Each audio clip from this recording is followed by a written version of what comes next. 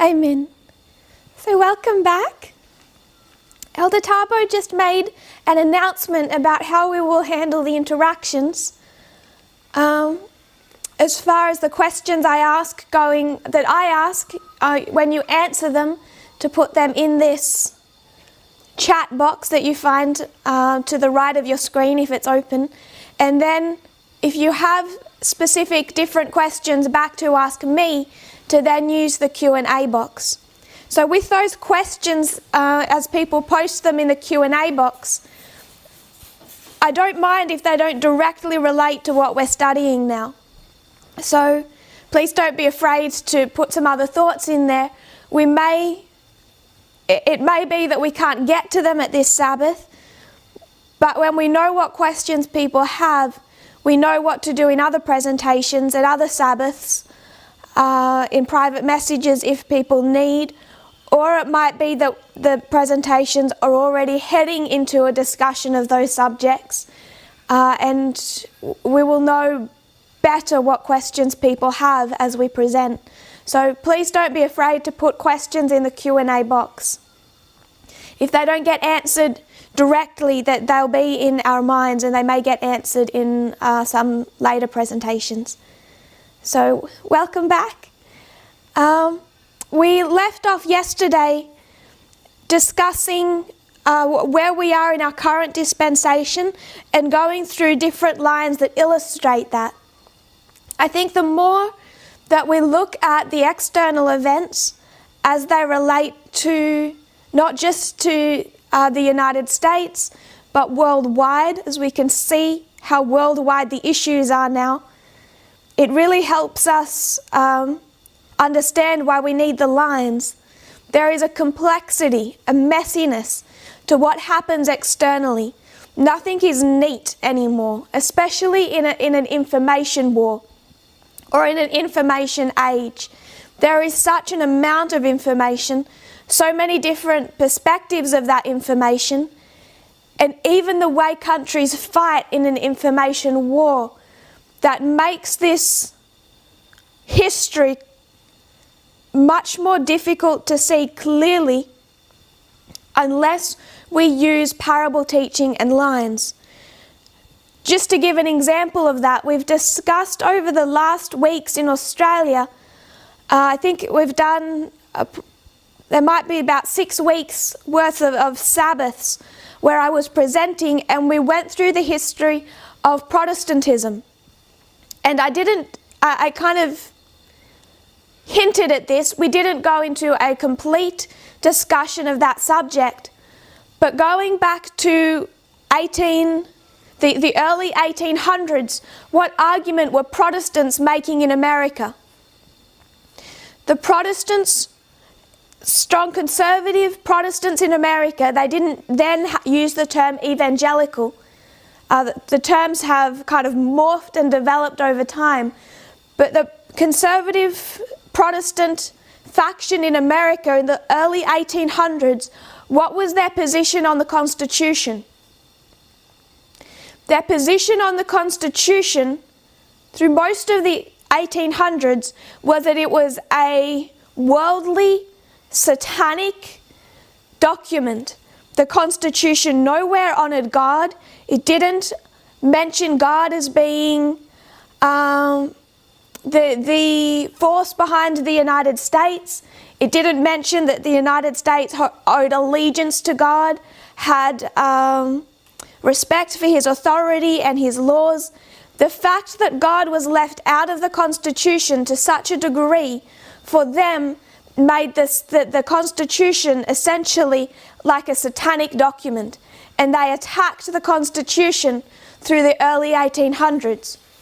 Then they come to the late 1800s, and we all know the Sunday law crisis. Their position then became quite emphatic. The thing to do with the Constitution was not to abolish it, but to amend it. Now they want the Constitution amended, to put in an amendment that says, by the way, we haven't said it before, but we're saying it now, the United States is a Christian nation run by Christian, biblical law and morality. So this was the Christian amendment. It was much larger than just writing a Sunday law. That whole movement, the issue of a Sunday law in Congress was part of that discussion. But behind all of that Sunday law history, what they're really pushing for, what they really want, is an amendment to the Constitution. In our history, what is the Protestant definition of, what is the Protestant view of the Constitution? Their view of the Constitution now is that it was always Christian. It was Christian from the very beginning. It just matters how you read. So now they're going to say, go back to history. The founding fathers were strong Protestants. They weren't deists. They wrote it with God in mind, that this is a Christian nation. So when they call for the separation of church and state, it's like a one-way wall.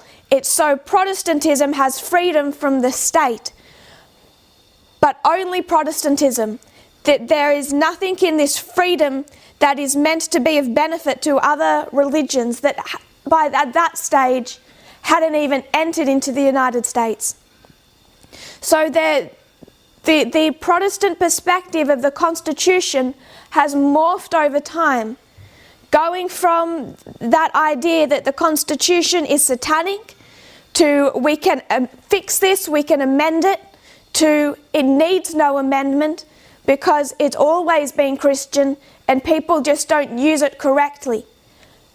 As you might expect, the argument they're making now in the history of an information age, in the context of an information war, is much harder to refute. When they were saying the Constitution is satanic, then it's easy. You're either for the Constitution or against the Constitution. Now the argument is more complex. Now both sides are saying, we love the Constitution is correct the way it is, it all depends on how you read. Because we're in this information age, we need lines and these histories so much more. Back when the United States, a whole coalition fought against Nazi Germany, it's really easy to see the lines drawn, the battlefield. In the Cold War, it's still easier to see. It's a Cold War, it's an information war, but you still have this easy divide between East and West. Now it's so much harder. Now it's an information war. Now if you go to a Republican,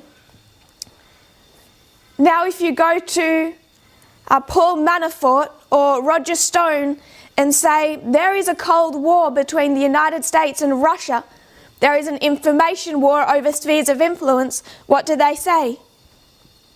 Depends how you read external events. There's a deniability. Back in 1799, all the French people know we have the establishing of a dictatorship. Especially when you come into the early 1800s, you already have Napoleon establishing a dictatorship. When you see dictatorships established through history, when you see Stalin, people know that they have a dictator. Now with Vladimir Putin, if you ask the average Russian, does your country have a dictator, will they say yes or no? It depends. It depends how you read the actions of Vladimir Putin. We need lines to make sense of what has become much more complex as we get towards the end of Earth's history and the end of the Great Controversy. So we're looking at what these lines are, and we're being a little bit more focused, because these lines are explaining a particular dispensation that we are in as priests. Our last dispensation as priests, the time of trouble. And it has particular challenges associated with it. We are quite some months in to this dispensation, and many people are struggling. I want us to understand more completely why we are struggling, why this dispensation is so hard for us. So we've been through a few of the lines that we are given. We looked really at the template, the way Ellen White describes Jacob's time of trouble, and we looked at that quite quickly. We saw close of probation to second advent, Jacob's time of trouble, and what we particularly focused on was the phrase, that paragraph, where she said, every earthly support is cut off.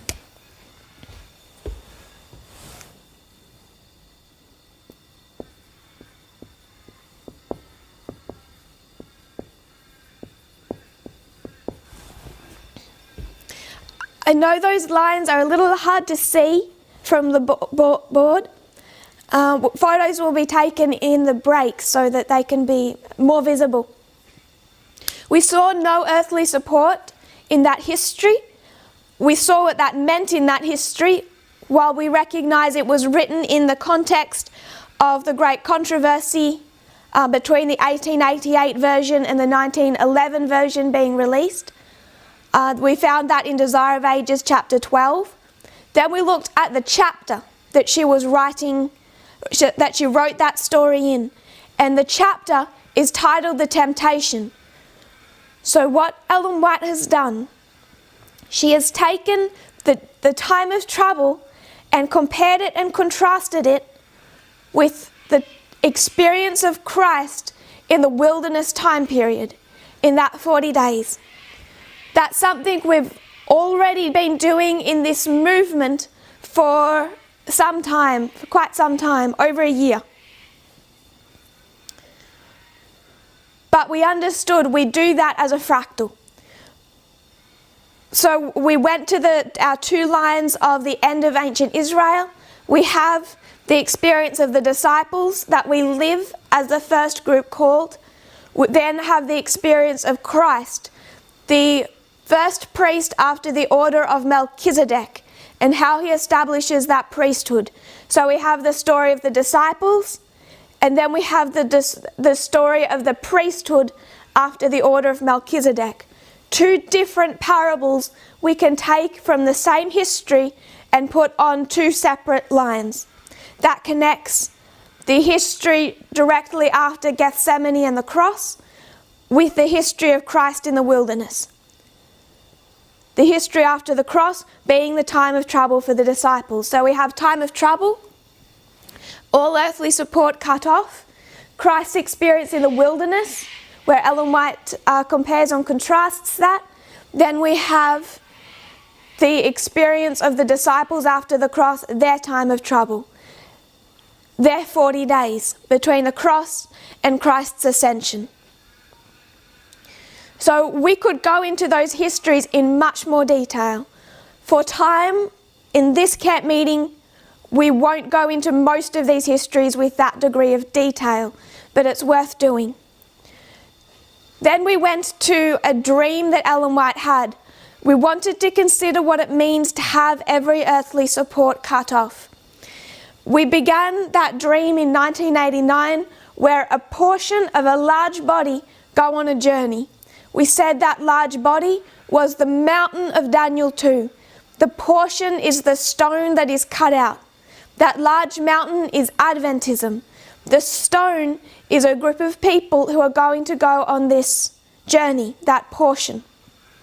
They started with all of their wagons, all of their materials loaded on those wagons, drawn by horses, dressed in preparation to go up this path, shoes on their feet, stockings on their legs. They go on this path that's ascending, wedged between a high white wall and this valley beneath them, this great crevice. The path narrows as it ascends. It gets more and more narrow, to the point where they must cut the wagons from the horses and leave them behind. So first they leave the wagons and some of their goods. They strap some of their things to the horses and they proceed on horseback. It gets to the stage where the luggage is driving them towards the edge of the cliff. The path is narrowing, it's making their load too wide, so they leave behind their luggage. Then they get to this point. At this point, they realize the horses must be left behind. It's narrowed again. So they get off the horses, they leave the horses behind, and they proceed on foot. At that same point in time as they begin their journey on foot, there are these cords that are released over the top of the wall. They do not see to the top of that wall. It's above their eyes. They don't know what these cords are attached to over the wall, but they find that these cords hold them. They offer them stability. So they proceed on their journey on foot, holding on to these cords.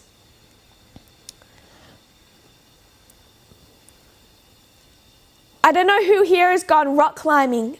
I used to love to rock climb. And you really quickly realize that shoes are not a benefit to you when you're trying to hold on to small parts in a rock wall. When the path narrows, very few things grip as well as your feet. So they take off their shoes and they proceed in their stockings. They can get better grip this way. So they're proceeding in their stockings. From here, they leave behind their shoes. It gets to the point where they must go in bare feet. They need that grip. So they take off their stockings. Then they proceed barefoot. Now when you rock climb, you know that if you just go barefoot, unless you have very strong feet, it cuts, it hurts. So what tends to be worn are special shoes for that purpose that mold quite closely to your feet, but they're quite thin. They enable you to still be able to grip with your toes. You can still use your toes, all parts of your foot through this shoe, but it offers protection. They don't have those. They're barefoot. They need that grip. At this point in time, Ellen White speaks of those who leave at every part along this journey. So we mark the beginning of the journey at the time of the end. That's when a group begins to be formed and called out.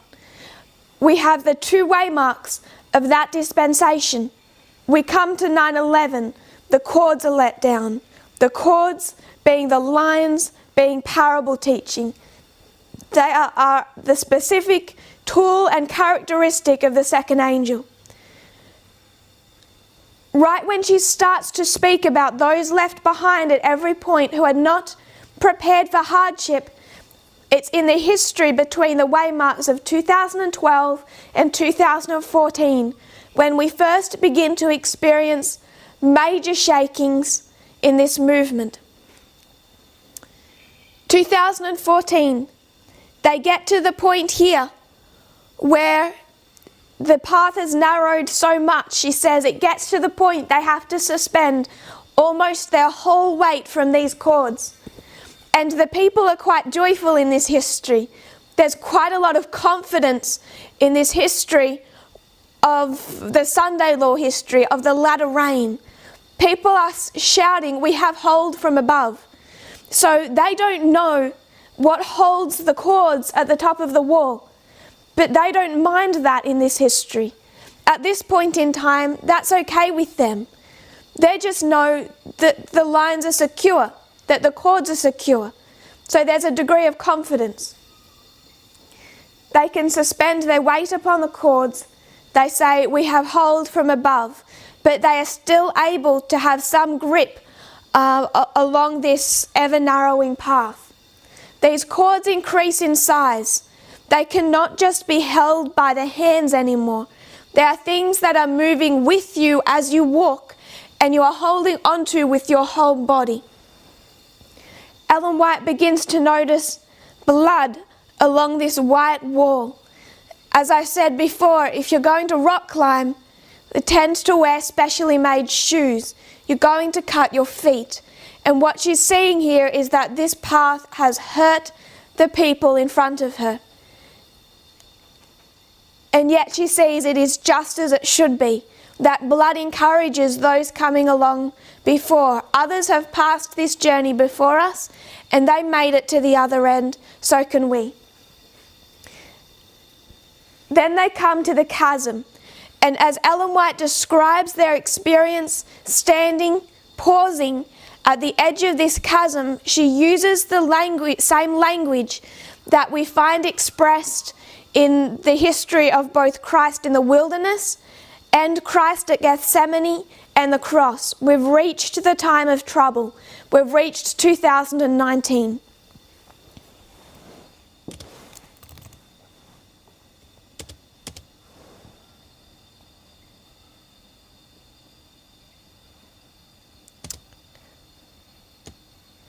The portion from her dream.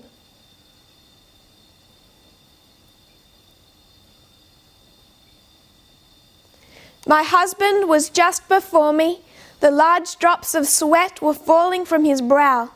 The veins in his neck and temples were increased to double their usual size, and suppressed, agonizing groans came from his lips.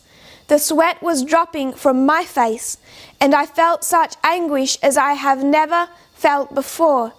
A fearful struggle was before us. If we failed here, all the difficulties of our journey had been experienced for naught. So I won't go into the history of Gethsemane and the cross. I think we're all somewhat familiar with that experience. I will quote from CSA 32.6.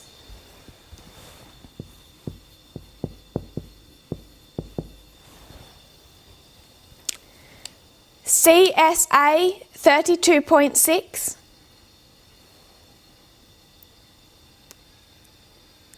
In the wilderness of temptation, the destiny of the human race had been at stake. Christ was then conqueror.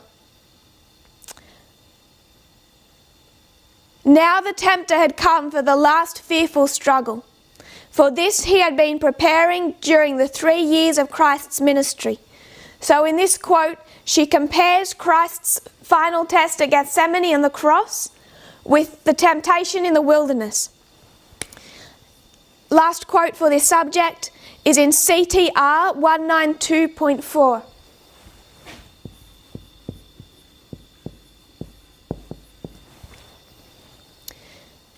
Christ's triumphant 192.4. When Jesus was led into the wilderness to be tempted, he was led by the Spirit of God. He did not invite temptation. He went into the wilderness to be alone, to contemplate his mission and work. By fasting and prayer, he was to brace himself for the blood-stained path he must travel. But Satan knew that the Saviour had gone into the wilderness, and he thought this was the best time to approach him. Weak and emaciated from hunger, worn and haggard with mental agony, Christ's visage was so marred more than any man, and his form more than the sons of men. All I want to take from that paragraph, because we went over this history at the school and camp meetings in Uganda. What I want us to see is that experience in the wilderness is mirrored in the experience of Gethsemane and the cross. The reason we need to see it in the time period of the wilderness is that this was not something that happened for this movement, that this movement is experiencing in a matter of hours or one day. Someone asked the question yesterday about the temptations of Christ occurring just in a matter of hours. And we discussed how that test will not come to this movement in not even just in one day.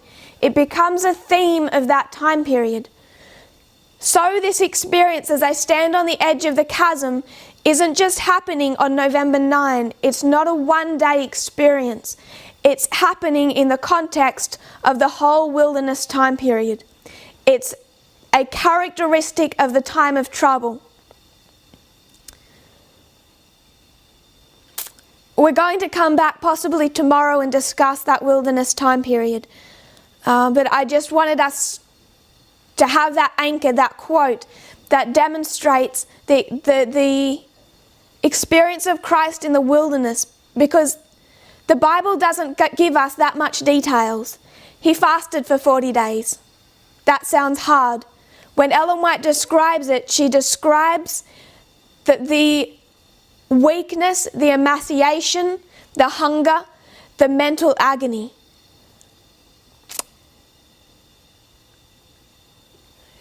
Just as we find marked in Gethsemane, which she compares and contrasts it to, and in the dream.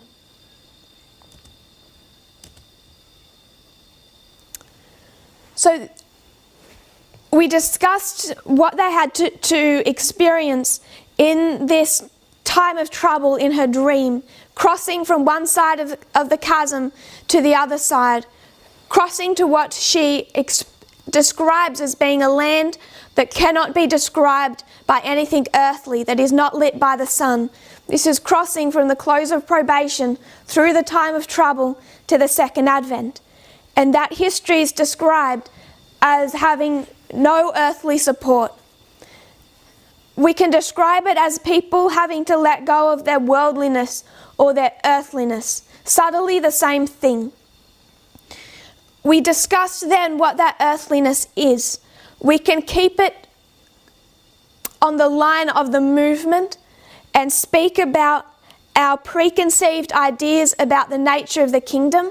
Those preconceived ideas being really taking us on two different roads, in two different directions off of the path. We'll discuss more about that later. But then we also applied it personally. We have to apply this personally. If the movement is experiencing that, we are experiencing that. We have to come to terms with the fact we are not fit for duty. I think many people in this movement feel that now that we have the message of equality, we have it all together and we're fit for duty. And my fear is many of the people sharing that message, speaking equality, are failing the exact test that they're speaking about. There is a danger that people think they are passing the test when in fact they are failing it. The lines tell us that depending on whether or not we're willing to open our eyes, we can see that.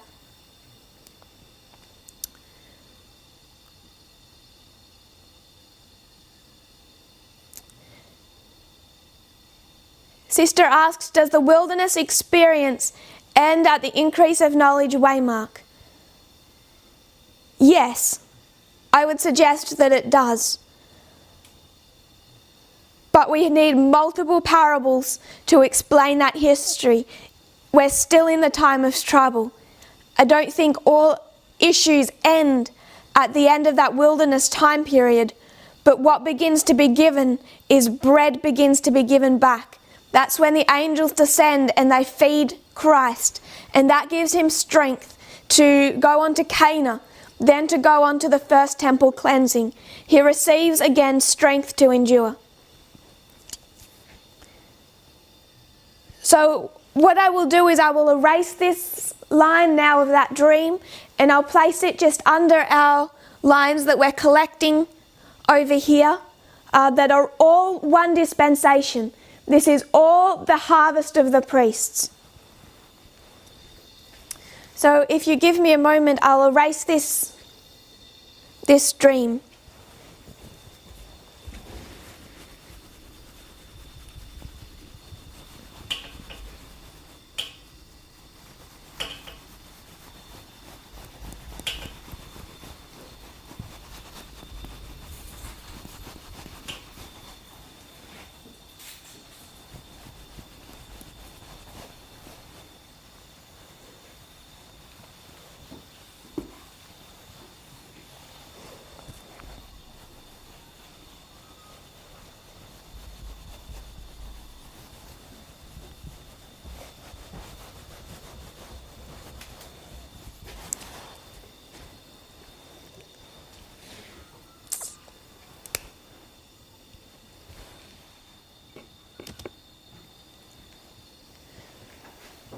So I've already drawn that up here. We have the path.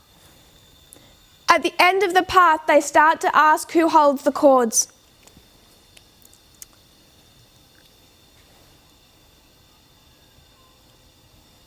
Going back to the history of that latter rain experience, they're not described as asking that. They say we have hold from above. Now they're asking who's holding. That doubt is introduced because never before have they had to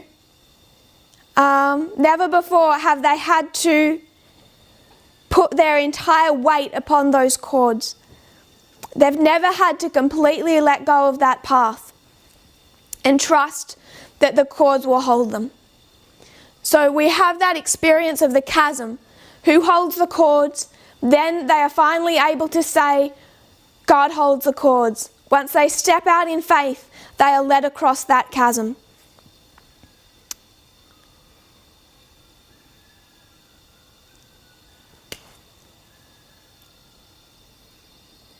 We then described what those cords are. Those cords are our lines.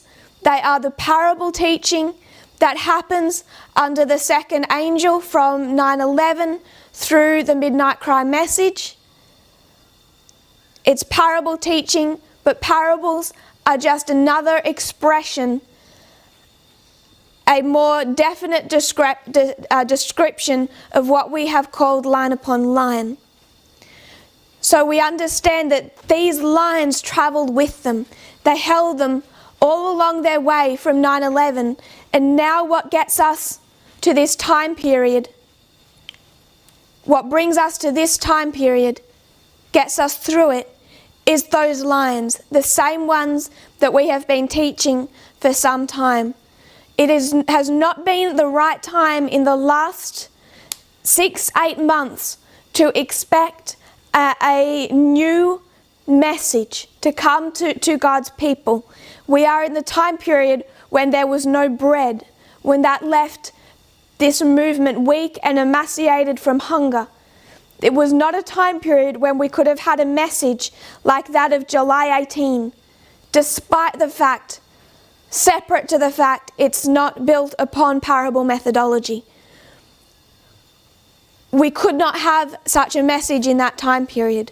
The only thing that will get us through the time of trouble is trusting in parables and the lines. A sister asked, how do I know if I'm failing the test of equality? What are the signs? It's how much we're willing to trust the lines. And I know some people are just telling me now, we won't watch you anymore, you just keep repeating yourself. I think because people don't realize how much they need to trust the lines. There's it's kind of like a social commentator that I think has done a good job highlighting the problems with the media in America, the growing partisanship, the problems, different problems with both left-wing and right-wing media. I think many of you know him. His name is Jon Stewart. So I know that he's primarily a comedian, but he became a social commentator since 1999, and what he would say about Fox News prepared a lot of people. What I think we need to realize is, as the message was taught last year, it was specifically targeting people in the movement who held on to strong conservative biases. They were right-leaning, nationalistic people. So the message had to be so clear, so cutting against that type of worldview, against nationalism, against sexism and homophobia. None of that is incorrect. It was strong then, it would be taught just as firmly today. But for people to understand that clearly, we had to make very black and white statements. Right-wing news bad, left-wing news good. Trump bad, Obama and Clinton good. It had to be cutting. As we get into a new dispensation, that is starting to be refined. We have to see the problems with left-wing media. We have to see the problems with left-wing leaders, with Obama and Clinton. I brought up Jon Stewart because he said something recently in an interview. A man was interviewing him, asking him about the political climate in America. And Jon Stewart gave quite a bit of background back into the years of George Bush and Obama and how they handled free speech. And he said that as he presented his show, he started getting called into the White House because he was saying things on his show that were quite incendiary against the president. He was speaking against the White House. He was humiliating the president, pointing out inconsistencies and hypocrisies with the administration. And he started getting in trouble with the White House. And he didn't want to go into much detail. He started getting really quiet. The interviewer asked, who was the president? And he said Obama. There was this little quiet period. And then he said, it's really funny until it's your guy. That's the problem he faced and we face. Trump is wicked. We can see that. People have no problem externally, I hope we have a problem internally, of speaking in an inflammatory, argumentative, disrespectful fashion against Trump. But then there's the problem with Obama and Clinton. And it's all funny, it's all okay, it's okay to criticize until it's your guy. So when I say trust in the lines, that's really easy to say and to see when those lines are telling you there is no July 18 attack on Nashville. It's really easy to say trust in the lines when they say black and white racism in America is wrong. It starts getting a lot harder. People in this movement now start making excuses when we say trust the lines, don't protest, don't post incendiary messages, don't join a left-wing movement, keep reforms. When you start saying those things and say trust the lines, then the excuses come. Then people start to say, yes, but I'm a citizen of two countries, God's country and my country. Since when did the kingdom of God offer dual citizenship? Never has, never will. When I say we are to trust in the lines and they are the only thing that will get us through this time period, the reason people think that is an easy statement to follow is because they don't realize the lines condemn their own practices today. It's no longer FFA that's the issue. FFA is mean and gone. I don't think about us having a fight with Future for America. That split is over. Now, when we must trust the lines, it's not that we reject July 18, it's what they're telling us about our experience right now, about how we are expected to behave right now.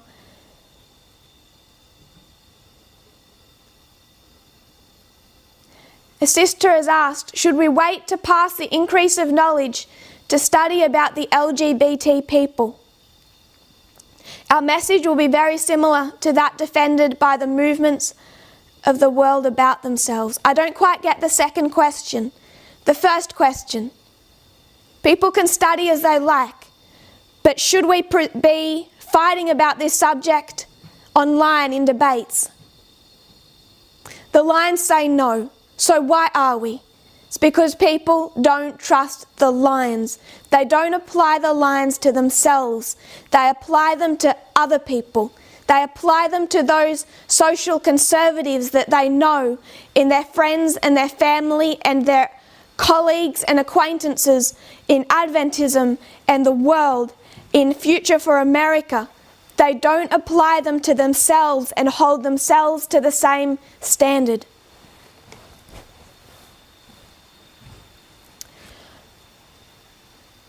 So we're going back to the lines. We discussed the chasm. They're the only thing that will take us from the waymark of the close of probation to the second advent, from 2019 to 2021. Then we began to discuss some others. We placed Acts 27 in here. We went briefly over those two lines in Acts 27.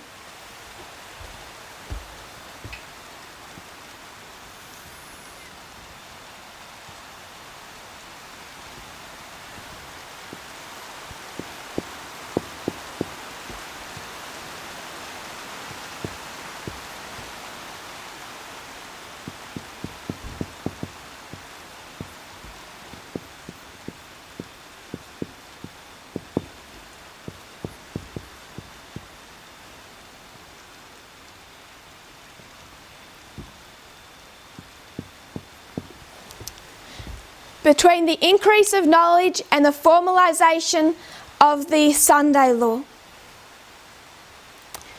That was from when Paul gave the message to the ship, there will be a shipwreck, and when at midnight they finally saw that, they finally saw land and were able to calculate the distance. We moved on from Acts 27. I briefly just want to remind us where we are in the beginning of modern Israel.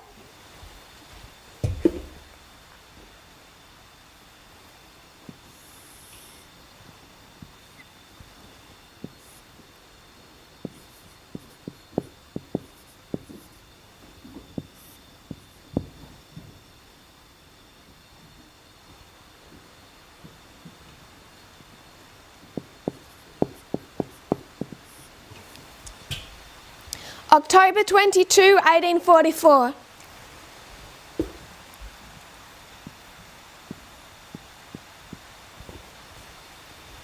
We've just passed that point. I've intentionally not marked the end of their dispensation in that history because that would require another study. Then we moved on to the revolutions, and this really, we springboarded from Millerite history into the subject of the revolutions because we actually came to that study through Millerite history.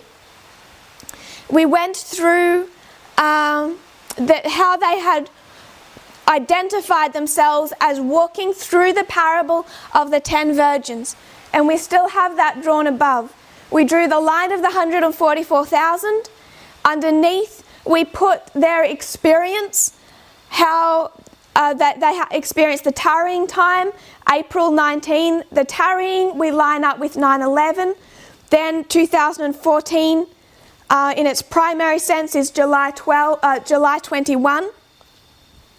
This midpoint of that history, that experience of the 10 virgins, described in the parable as midway.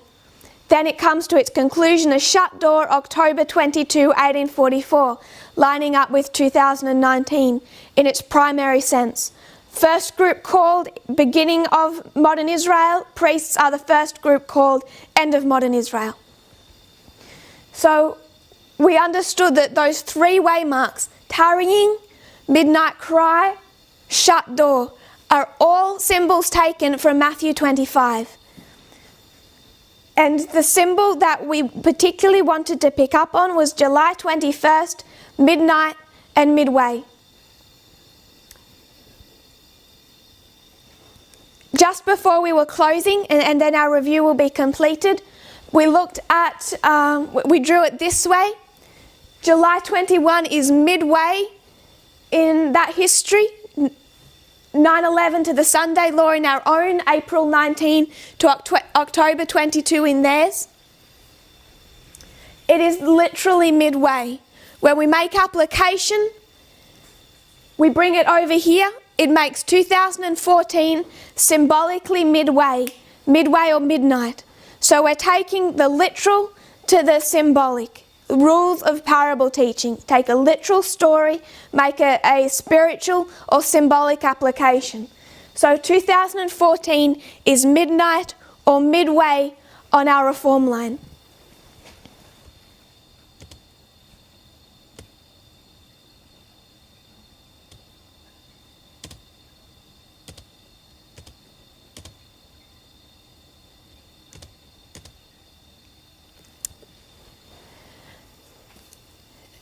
This was how it originally developed, the study of the revolutions, identifying 2014 as midway. But then how was 2014 first come to as a waymark?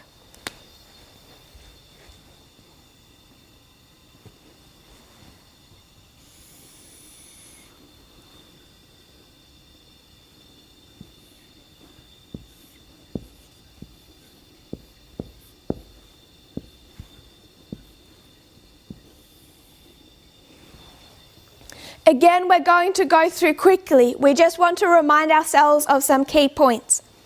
2014 was come to as a waymark through a deeper, more thorough study and understanding of the 2520, the key that unlocks time, particularly as it relates to the 126 and the 151 and prophetic time spans. So in 2018, as we studied this subject of 2014 and prophetic time spans, the following was observed.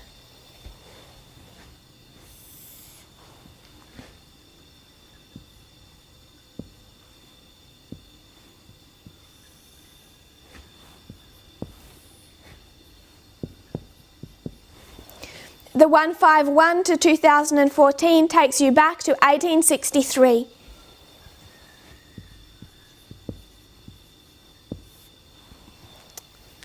So what have we just done here? We've made a application, a parabolic application from literal to spiritual. So when you go back to 1863, it is a midway point.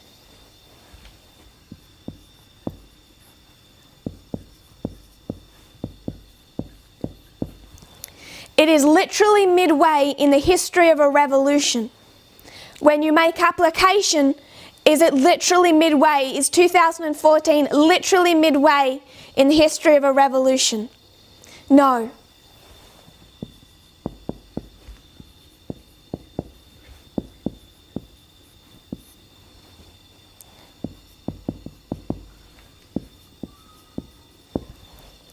But the rules of parable teaching require you to go from literal to symbolic.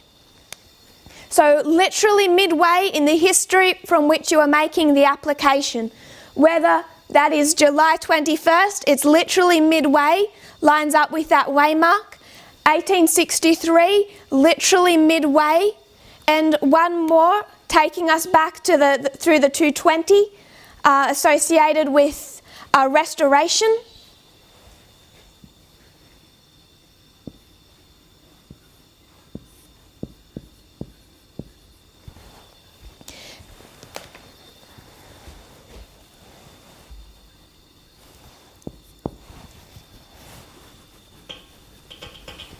It takes us to 1794.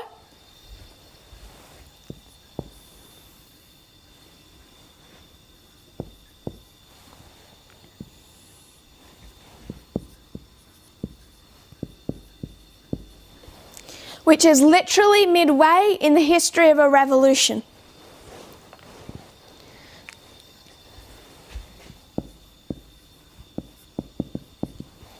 So you have midway literally in every history that is being applied in using the rules of parable teaching. July 21st, literally midway. 1784, literally midway. 1863, literally midway. And what those histories enable us to do is have a more thorough understanding of 9/11 to 2019. Over covering two dispensations, the early rain and the latter rain, the growth of the crop, of the priests. It covers those two dispensations in two parts. And it describes it externally as being a history of revolution, that by the end of that revolution results in the placement of a dictatorship. 1799 was the establishment of Napoleon, who was a dictator. So a history of revolution that overthrows the common order, resulting in a dictatorship. This civil war in America, just another way of describing a revolution, by 1865 came to its completion and resulted in the assassination of Abraham Lincoln and the establishment of Andrew Johnson. So the core subject of that 1863 history is the rise of church and state. It's taking us from 1863 as that Sunday law history. But you can also see that it gives that to us in the context of a revolution happening inside America. Church and state comes together partly as a result of this internal conflict. So that American Civil War history is more complex, relating primarily to church and state, but that happens in the context of an American revolution between North and South.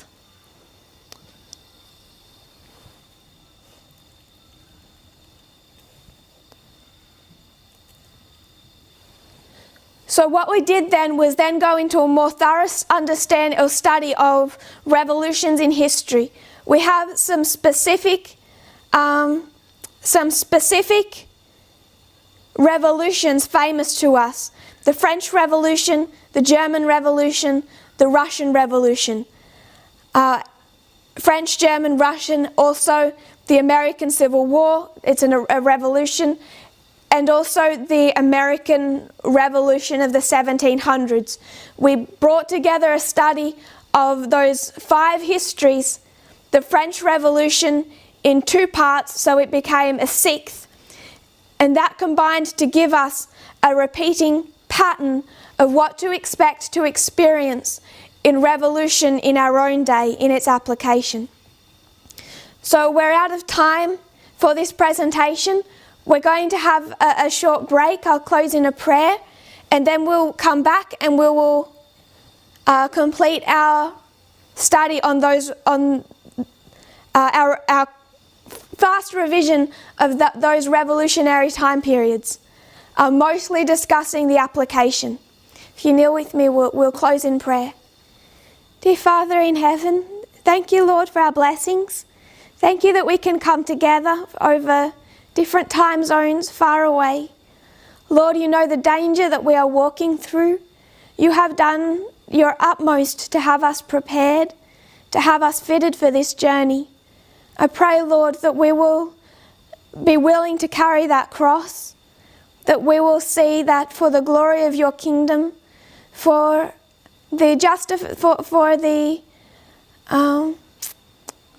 people to see your character as it truly is, and find salvation, Lord, that the burdens that we are carrying, Lord, are not too great to bear. I pray that we'll have that love for other souls, souls inside the movement, souls that are new, souls that are weak in the faith, souls that are yet to come in but are already around us, ready to hear this message, that we will consider our own responsibility to put no stumbling block in front of their path. Lord, I pray that we will have that love that the Midnight Cry message was designed to give us, that we are careful in our words and our actions. May we see our responsibility more clearly. And I pray, Lord, that we will trust these lines. I pray this in Jesus' name. Amen.